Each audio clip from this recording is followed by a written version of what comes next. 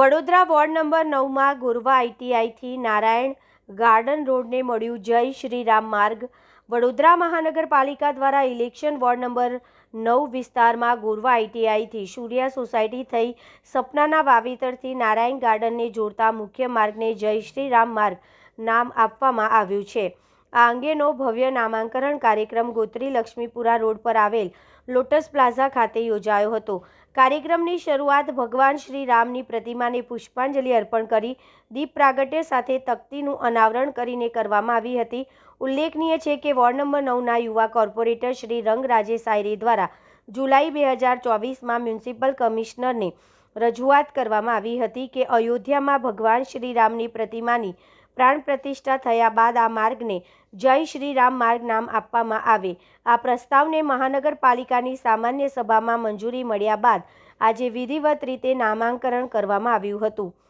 આ પ્રસંગે વડોદરાના મેયર પિંકીબેન સોની, ડેપ્યુટી મેયર ચિરાગ બારોટ, સ્થાયી સમિતિના ચેરમેન ડૉક્ટર શીતલ મિસ્ત્રી, સયાજીગંજના ધારાસભ્ય કેવ રોકડિયા, શહેર ભાજપના કારોબારી સભ્ય તથા પૂર્વ કાઉન્સિલર રાજેશ આયરે, વોર્ડ નંબર 9ના કોર્પોરેટર શ્રી રંગ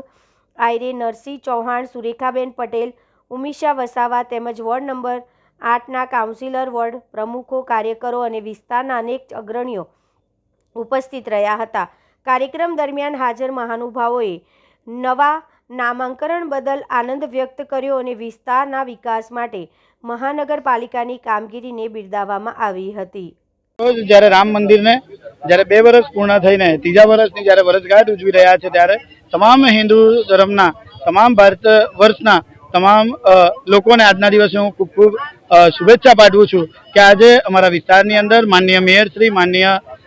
મ્યુનિસિપલ કમિશનર શ્રી અને માનનીય અમારા ધારાસભ્ય શ્રી, ચેરમેન શ્રી તમામના માધ્યમથી આજના દિવસે અમારો જે જય શ્રી રામ માર્ગ છે જે લોટસ પ્લાઝાથી સપનાના વાવેતર થઈને જે પંચવટી એટલે આઈટીઆઈ 4 રસ્તા પાસે પહોંચે છે એ રોડનું નામ જય શ્રી રામ નામ આપવામાં આવ્યું છે। તે બદલ હું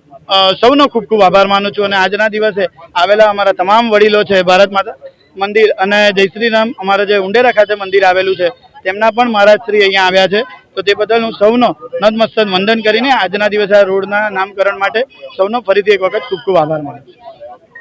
સમગ્ર વડોદરા શહેર સંસ્કારી નગરી, ધર્મની નગરી છે। આજે ફરી એકવાર અમને ખૂબ આનંદ થાય છે કારણ કે આ એક વિસ્તારની અંદર પહેલાં ઝાંસી રાણી road, Eklavya road, Chandrashekhar Azad road, મા રોડ અને આજે શ્રીરંગે જે સૂચન અમે 2 વર્ષ પહેલાં જ્યારે 500 વર્ષ પછીનું જે એક મંદિર આપણું જે ખોલવામાં આવ્યું હતું અને જય શ્રી રામના નારા સાથે આખું દેશ ગુંજ્યો હતો, તો આજે વડોદરા મહાનગરપાલિકાના મેયર છે, ડેપ્યુટી મેયર છે, સ્ટેન્ડિંગ ચેરમેન છે, અમારા શહેર પ્રમુખ છે, અમારા મેમ્બર ઓફ પાર્લામેન્ટ સાંસદ છે, ધારાસભ્યશ્રીઓ છે, બધા જ લોકોને આજના દિવસે ખૂબ ખૂબ અભિનંદન અને વંદન કરું છું। સાથે સાથે આ વિસ્તારના લોકોએ પણ ખૂબ પ્રેમ આપ્યો છે અને એના માટે જ આજે આ જય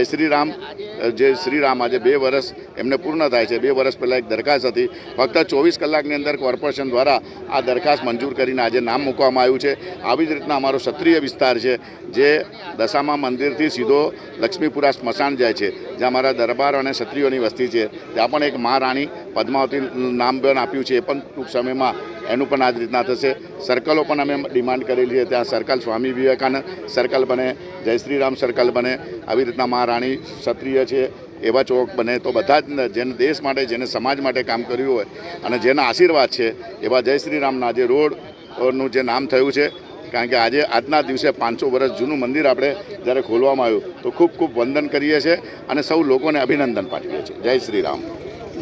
વડોદરા શહેરના આ વિસ્તારમાં લોટસ પ્લાઝાથી લઈ અને આઈટીઆઈ 5 રસ્તા સુધીના માર્ગને જોડતા માર્ગનું નામકરણ શ્રી રામચંદ્ર માર્ગ નામકરણ કરવામાં આવ્યું છે। આપણે સૌ જાણીએ છીએ તેમ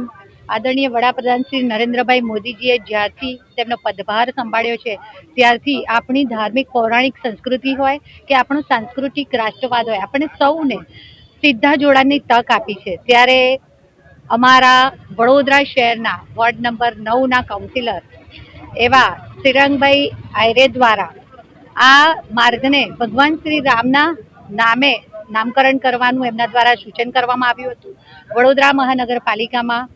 મારા સૌ સાથી સભાસદશ્રીઓ દ્વારા પોતપોતાના વિસ્તારના માર્ગોના નામકરણ માટે સૂચન કરવામાં આવતા હોય છે, ત્યારે આ ભગવાન શ્રી રામ જે મર્યાદા પુરુષોત્તમ તરીકે ઓળખાય છે, ભગવાન રામ એટલે જ મર્યાદા, ભગવાન રામ એટલે વિશ્વાસ, ભગવાન રામ એટલે જપ, ભગવાન રામ એટલે તપ, ભગવાન રામ એટલે સત્ય અને સત્યનો વિજય. આમ ભગવાન રામને જ્યારે 550 વર્ષની લાંબી પ્રતીક્ષા બાદ આદરણીય વડાપ્રધાન શ્રી નરેન્દ્રભાઈ મોદીજી દ્વારા અયોધ્યામાં જે રામ મંદિરનું નિર્માણ કર્યું અને આજે 2 વર્ષ પૂર્ણ થયા આ મંદિરના લોકાર્પણને, ત્યારે આજના આ દિવસને ખાસ યાદગીરી રૂપે રાખી શકીએ અને આપણી સૌની યાદોમાં સંજોવીને રાખીએ એવી રીતે શ્રીરંગભાઈ દ્વારા જ્યારે આ નામનું ભગવાન શ્રી રામના નામે નામકરણ કરવાનું સૂચન હતું, ત્યારથી જ એમની પોતાની પણ ઈચ્છા હતી. ત્યારે આ બંને શુભગ સંયોગે આજના દિવસે આ રોડનું નામકરણ કર્યું છે. હું શ્રીરંગભાઈ આયરે અને મારા અહીંના સૌ સાથી સભાસદશ્રીઓને, આ વિસ્તારના આ વિધાનસભાના સૌ સભાસદશ્રીઓને પણ અભિનંદન પાઠવું છું. અમારી સાથે સ્ટેન્ડિંગ સમિતિના ચેરમેન શ્રી ડૉક્ટર શીતલ મિસ્ત્રી, આ વિસ્તારના ધારાસભ્ય શ્રી કેયુરભાઈ રોકડિયા, ડેપ્યુટી મેયર શ્રી, સૌ મારા સાથી સભાસદશ્રીઓ અને આયરે પરિવાર બધા સાથે, સ્થાનિક નાગરિકો સૌએ સાથે મળી અને ભગવાન શ્રી રામને આજે યાદ કર્યા છે. એમને પુષ્પાંજલિ અર્પણ કરી, હૃદયાંજલિ અર્પણ કરીને એમના આશીર્વાદ લઈ અને આજે નામકરણ કરવામાં આવ્યું છે. હું સૌને ખૂબ ખૂબ શુભેચ્છાઓ પાઠવું છું.